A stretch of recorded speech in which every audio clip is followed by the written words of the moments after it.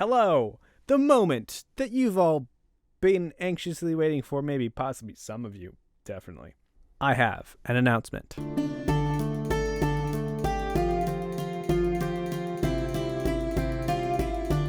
Hello and welcome to my channel. My name is Pete. This is the Ponderings of Pete, where I talk about books, fantasy, sci-fi, all the rest, or mostly just fantasy, honestly, if we're being honest, with a smattering of other things that pop up every once in a while. Thank you for tuning in. Thank you for just saying hi. If you did say hi, if you didn't say hi, feel free to say hi down in the comments, because that's an interesting way to transition into that. If this is your first time watching me, thank you so much for stopping by. I really hope you stick around. And if you are coming back, thank you so much for your support. I really appreciate it. Also, I hope you stay around as well. And all of you, like, comment, subscribe if you are not, specifically the comment part, because I love talking with people about books. So let's talk about what I'm going to talk about. Today, we have gathered here together today, like this is some sort of crime show, to talk about SPFBO 8. Specifically, the thing that I have been looking and pondering and just thinking about for the past month and a half, 2 months, I don't know. I was asked by Bookborn to judge 6 of her books and give her a semi-finalist to make her load a little bit lighter with her reading load. And I was very honored. I really enjoyed reading this batch of books that might not have come across my dash otherwise. I have done reviews for some of them. I have not been able to get to reviews for the other 3, and I'll see if I can, but I'm just going to do quick reviews of them here, and then at the very end of the video, I will talk about who my semi-finalist winner was. So my 6 books were The Merchant Prince by Johann Heir. The second one was Morrigan by Jonathan King. The third one was Heir to the Sun by Karen Lykibo. The fourth one was Sekhmet by Grace J. Roberts. The fifth one was The Hunter by Hannah E. Corey. And the sixth one was The Sickles Edge by Toby Bennett and Benjamin Knox. So, what did I think about all of them? First one, Merchant Prince. So I released a review for this way back when, a while ago. I don't know how time works anymore. I feel like my last comment in the end may have been overly harsh after talking with the author, after talking with kind of what his intention was, some of the things that he was going for in this book. And I feel like what the author was actually going for in a very specific part, to give you zero context whatsoever, I may have been overly harsh there. I just didn't get what was going on. So I feel like it was more for me, at least, what the author was going for did not come across super well. This one was the one that I was most interested in reading, because it definitely rang a little bit. It sounded a little bit like LPQ, Long Price Quartet, and so that was kind of tickling my fancy. And the world he built is really interested. This is definitely a very low magic setting, not much magic really expressed in terms of fantasy magic, but the mercantile politics that's going on between this family that is reeling from the death of their father and this secession plan is really interesting. I think the book kind of lags because there's a lot of exposition in it, specifically given to you by the characters, a lot of explanation. And I feel like that could have been communicated in a different way. Outside of that, it was actually a decent read. The second one we're going to talk about is Heir to the Sun by Karen Lykibo. And this one started out really great, and then the ending I had some issues with. I wasn't necessarily a fan of some of the things that played out, but the beginning was actually really good, because of the emotions and how the author got you to connect with the character. And it just you can feel the raw emotions that are pouring out of this girl based on what is happening to her, what is happening to her is she's getting out of an abusive relationship. And the paranoia, the terror that this girl feels, it's really easy to connect to, and it's really well written.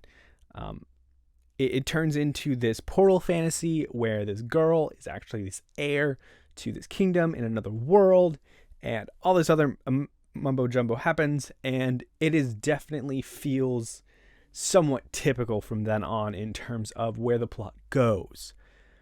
I like the world that she built with within, this other world, the world of the Shia. But again, like the ending, there weren't that many. The one surprise that there was, I wasn't really a fan of. But of course, it might work differently, if you were to read it. The next one I'm going to talk about is Morrigan by Jonathan King. This is one of the real world magic and gods and stuff are real books that come across my desk, bookshelf, box. I don't know what to say.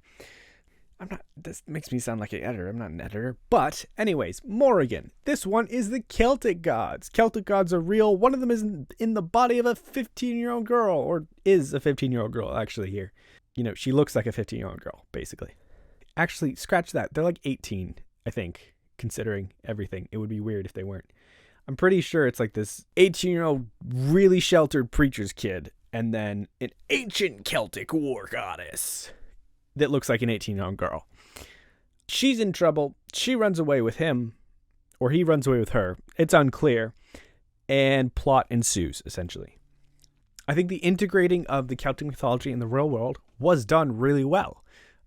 And it was really cool to see that. That's one thing that I loved when I read Percy Jackson, and then my brief stint reading parts of American Gods. That was always the most interesting part to me, and he did that well. I felt like the plot stalled because I didn't know where it was going. And that's kind of and I feel like that's a weird critique. I didn't feel like there was a goal put forth by the story from the beginning outside of, hi, we're running away now. Especially because I felt like we were running away from the major plot point that needed to be confronted. In the end, I think it wrapped up very well. Felt very Percy Jackson-esque, but a little bit older, honestly. Like it felt like YA or even close to new adult level of writing, just because of some of the topics addressed. But overall, really pleasant. The next one I'm going to talk about is my other magic, and I think it's low fantasy, that's the term. My other low fantasy magical creatures and stuff are real one, and that is Sekhmet by Grace J. Roberts. This one was very much centered around the mystery, a mystery that I feel like is spoiled by the title and then maybe a little bit by the blurb, because a lot of the mystery is around this one of two POVs. The first POV has mysterious powers. The second POV has a mysterious life. Both of these kind of fell flat for me because of two things. One, with the girl with mysterious powers, there's a certain level of teasing that you need to that I expect with somebody with mysterious powers.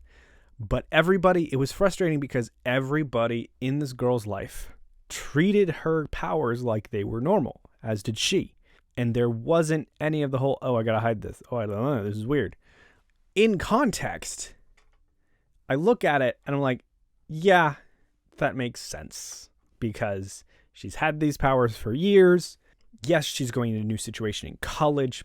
And then everybody around her, like the people that know about it, it's like, okay, it makes sense why they work that way. But as a story beat, I feel like I wasn't able to connect with this character because I wasn't really aware about what these powers were. And there was also another plot point that seemed kind of ridiculous around these powers and something else. And just everything that was strange to me as a reader was treated as completely normal. And there was a disconnect there because I needed there to be somebody in the story that was talking to her that was like, wow, this isn't completely normal for me to vibe with. The second thing with the mysterious dude, mysterious backstory POV. I don't necessarily think he needed a mysterious backstory because it led to him doing things with no context for me. There was zero context about why things connected to the story. He was just doing things, and he was there as a protector, and then he was doing something that seemed unrelated to him protecting, and eventually ended up circling around like, oh, this is related to protecting her. But I was very confused in the moment. I just didn't know why he was doing that, and there were things because I didn't know his backstory, didn't know his motivations or anything like that. The mystery just didn't work. And I know that's that feels kind of weird to say because like he's a mystery character. You're not supposed to know anything.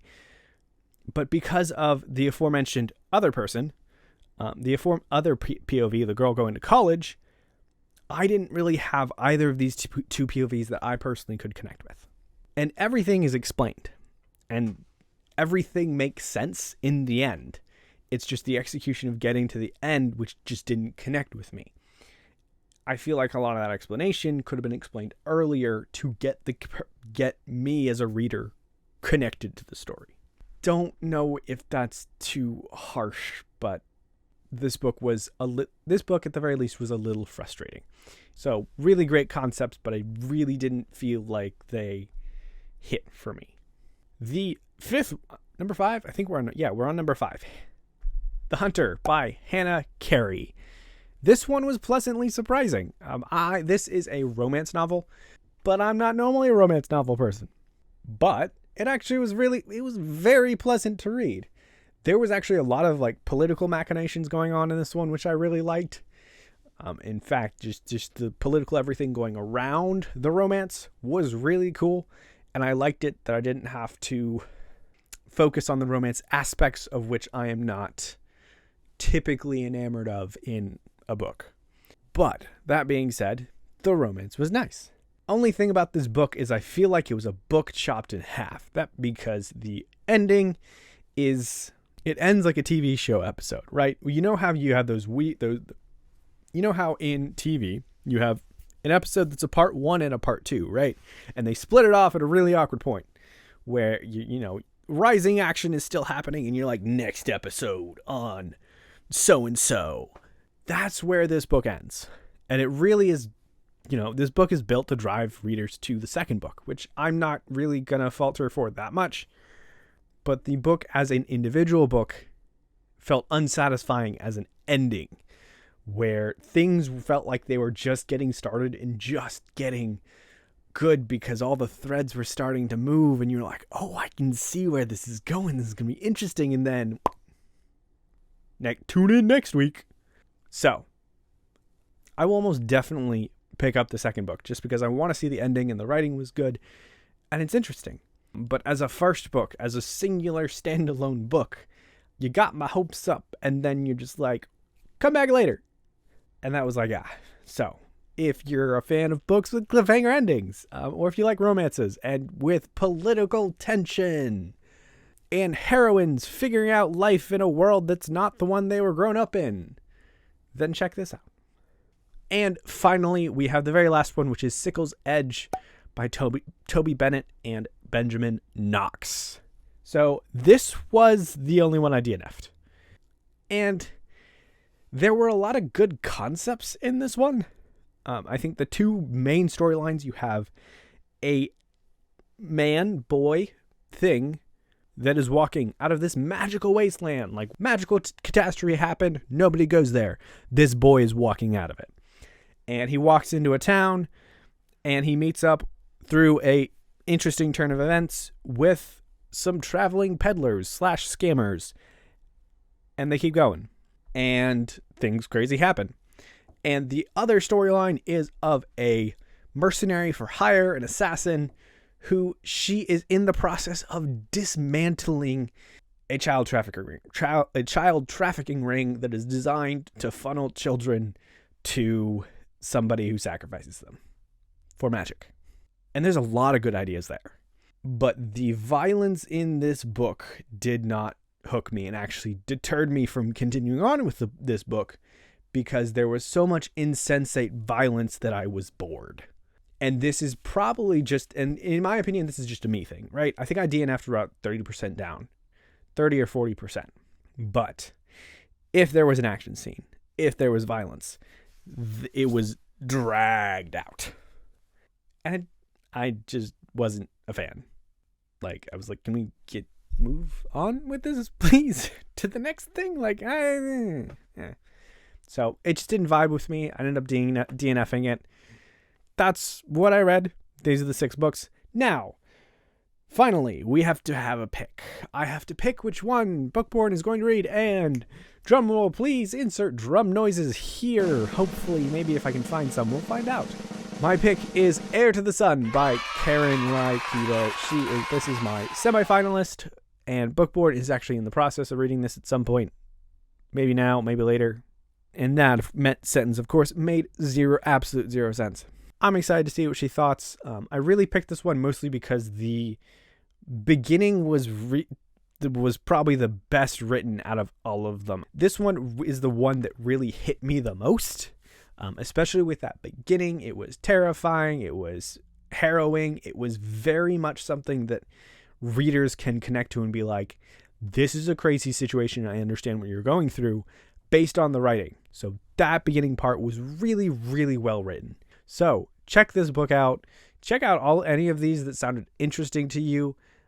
Really encourage you to support your self-published authors. Keep track of SPFBO. Thank you so much for watching. Have a great rest of your night and make sure to get some rest because that is super, super important.